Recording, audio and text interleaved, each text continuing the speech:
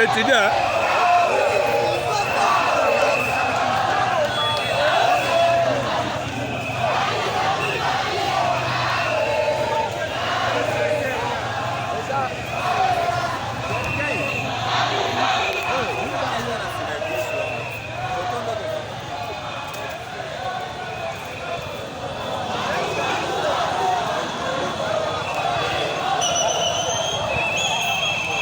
À Kisangani, il y a les marches des étudiants, ils sont en train de marcher, de dire Kagame Akufa, Kagame Akufa, ils sont derrière FARDC. Donc même les étudiants, ils se plaignent de tout ce qui se passe à travers le Congo. Et surtout, ils appuient les FARDC de dire qu'aller en avant, car Kagame n'a pas de force.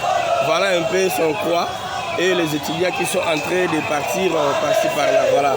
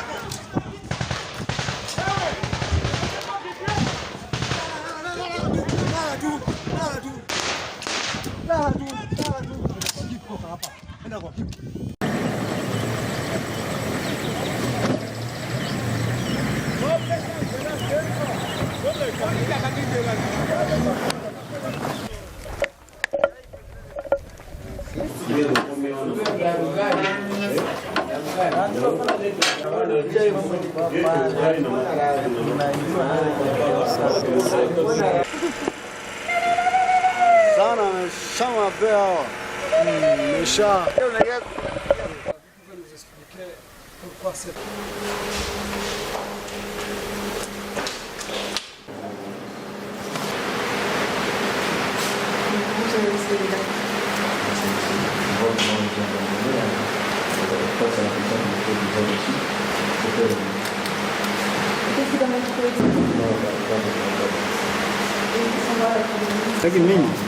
Ici, ils ont laissé beaucoup de stocks de...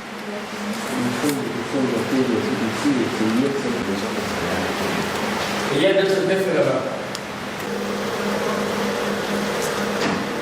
Télévision. Ah, kuna kata sema.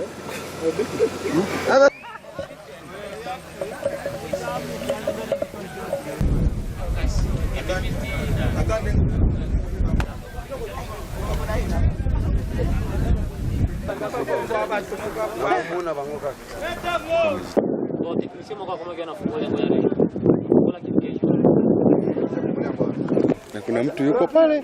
Hauza. Umeona? Ile pale ni mizaili ya nani?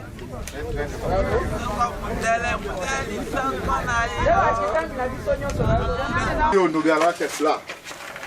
Ya M23? Ya M23.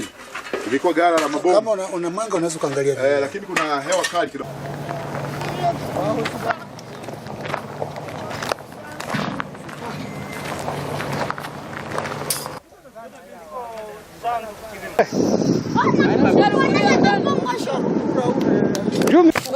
Na mapantaro. Ana ni Patrick ya kwenda zongoro.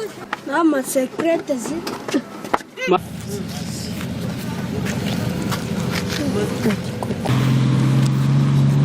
Engage.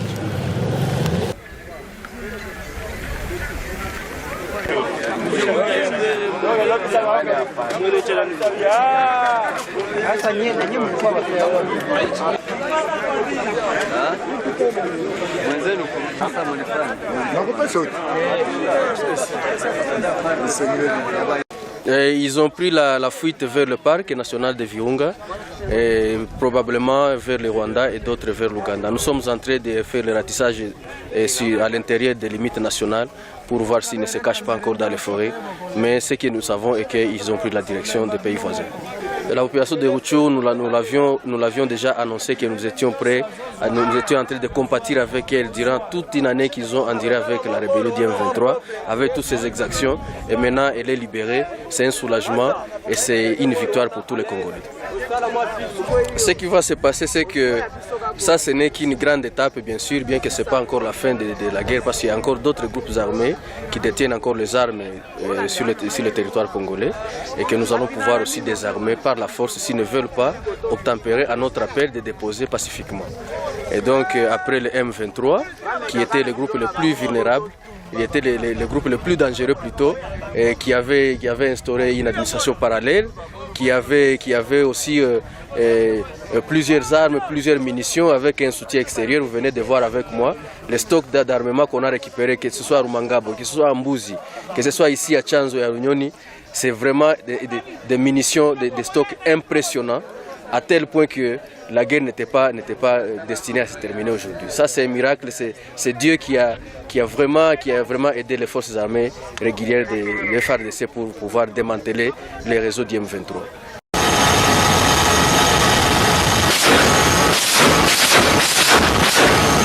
Notre série de bombardements continue dans le territoire de Beni. Et aujourd'hui, nous venons de bombarder plusieurs bastions ennemis que nous avons déjà détectés. Hier, nous avons bombardé d'autres bastions. Et aujourd'hui, la série de bombardements continue dans le cadre des opérations des forces armées de la République démocratique du Congo. Ici, il faut préciser que ces opérations qui sont 100% congolaises. Ici, du côté centre de la zone opérationnelle, ces opérations évoluent très bien. Aujourd'hui, avec notre aviation, nous avons sillonné, marché, bombardé sur le bastion des ADF MTM déjà détectés d'avance. Et aujourd'hui, nous les avons surpris à 12h pile, l'heure même de leur prière. Nous les avons surpris et nous sommes sûrs et certains que le Congo et ses habitants remportent la victoire ces jours-ci sous la grande vision du commandant suprême des forces armées de la République démocratique du Congo. Nous sommes au service de la patrie, nous sommes là pour faire le je veux du commandant suprême des forces armées. Et voilà pourquoi aujourd'hui nos autorités militaires, ensemble avec les forces armées de la République démocratique du Congo, nous avons neutralisé, anéantir, marcher sous le bastion de l'ennemi situé au long de Semuliki et aussi dans le secteur de Rwenzori. Donc c'est cet ennemi-là qui, n'est-ce pas, dérangeait notre population sur route Beni-Kasindi. Aujourd'hui, nous les avons planifiés et nous sommes sûrs et certains que la victoire est congolaise.